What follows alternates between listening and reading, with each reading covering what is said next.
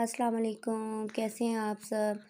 उम्मीद है सब खैरियत से होंगे। जैसा कि आप देख रहे हैं, आज मैंने बहुत ही मज़े के 3 तरह के स्नैक्स बनाए हैं, जो कि मैंने एक ही मटीरियल से बनाए हैं और जो कि बहुत लज़ीज़ और मज़ेदार हैं। आप एक दफ़ा बनाएँगे तो आपका बार-बार बनाने को जी करेगा। मेहमानों के आने पे झटपट से तैयार हो जाते हैं ये 3 किस्म के स्नैक्स। चलें जी, स्टार्ट करते हैं। सबसे पहले मैंने उबले हुए आलू लिए, ये देखें। उबले हुए आलू लेके मैंने इनको अच्छे से मैश कर दिया है। ये देखिए, एक कदर गाजर है बारीक कटी हुई और आधी शिमला मिर्च है। ये थोड़ा सा हरा धनिया मैंने इसमें डाला। ये मैंने चावल का आटा 2 से 3 चम्मच डाला, ज़्यादा नहीं डालेंगे। ये मैंने सूखा धनिया डाला। ये चिली फ्लेक्स डाले मैंने। अजवाइन डाली 1 चम्मच। थोड़ा सा नमक डाला क्योंकि आलू बॉयल होते भी डाल दिया था।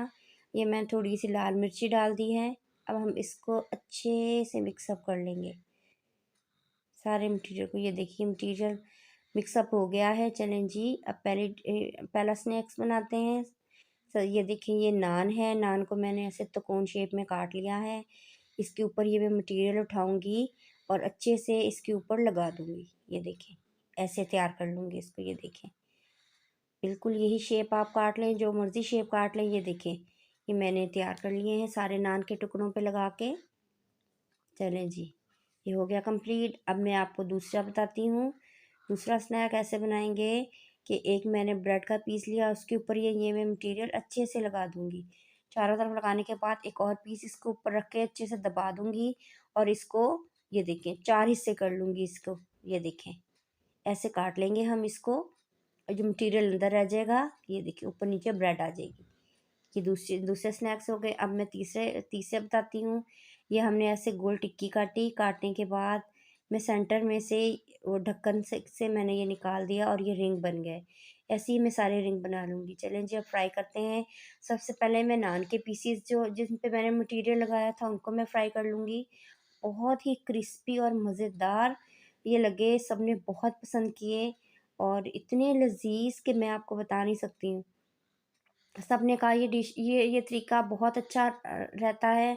नान भी अगर आपके आपके घर आते ही होंगे, अगर बच जाएँ तो मज़े से ये वाली रेसिपी बनाएँ।